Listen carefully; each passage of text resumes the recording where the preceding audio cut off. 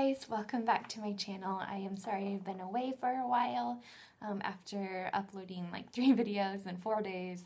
I took a break because there really wasn't a whole ton to update you on, but I have been meaning to fill you in on my injection training that I had.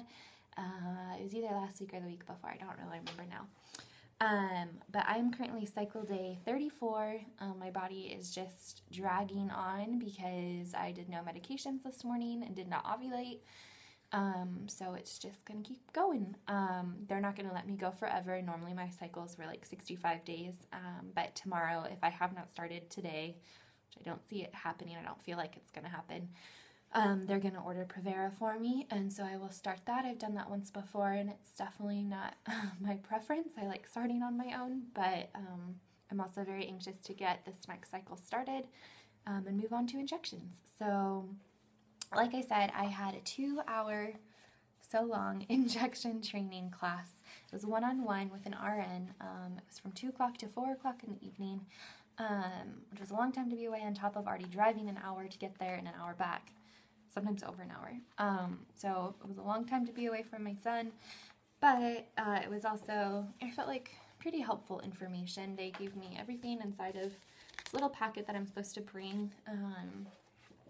Even though I've been at the clinic now for how many months? Since last June, for a while, I feel like this is the first time it's like I'm officially in. I have a folder. You know, they're really treating me like a patient now instead of just being on Clomid. But basically the first thing the nurse did was she was curious how much I knew about reproductive cycle.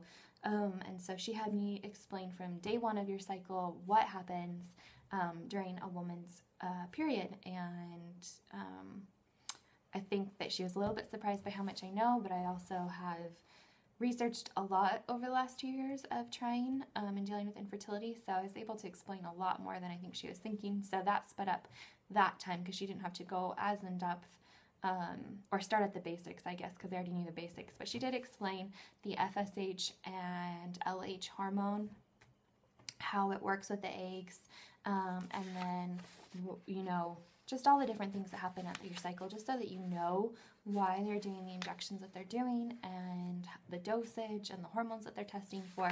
So I got a little handy dandy chart. It was all there. She explained next, after the menstrual cycle, what my appointments were going to look like, and it's basically only going to be 2, maybe 3 more appointments that I'm already used to going, so that wasn't too big of a deal. Then she talked about the medication that I would be using and being on this cycle.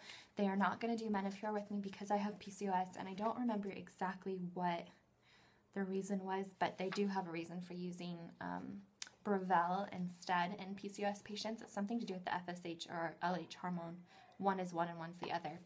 So I'm going to be doing Brevel, which has a little Q cap on it, which I'm really excited about. It will make mixing medication so much easier. She taught me how to do half dosages and how to use the Q cap so much easier than the ginormous needle I've been using for my HCG. So I'm excited about that. Then she went into side effects that I could get from the injectables, how to treat it at home, and then they had to go over just the risks associated with multiples, because obviously your chance on injectables of having a multiple pregnancy does go up a lot. Twins I've always kind of wanted. Probably sounds crazy to some of you, but I've always thought it would be super fun to have twins.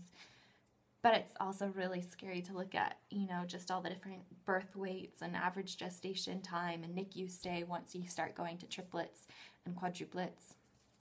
And we are firmly against selective reducting, so that's a possibility, I guess. I know that they really try to time everything right and look for the right size follicles and whatnot, so that that doesn't happen. They kept reiterating that it was 1 healthy baby is what they were going for. So we'll see what happens. That was pretty much it. They talked about just the different payment options, or how much my insurance covers, and we do have the highest level of Kaiser, so I don't even want to tell you guys because you're going to hate me how little I'm paying for this.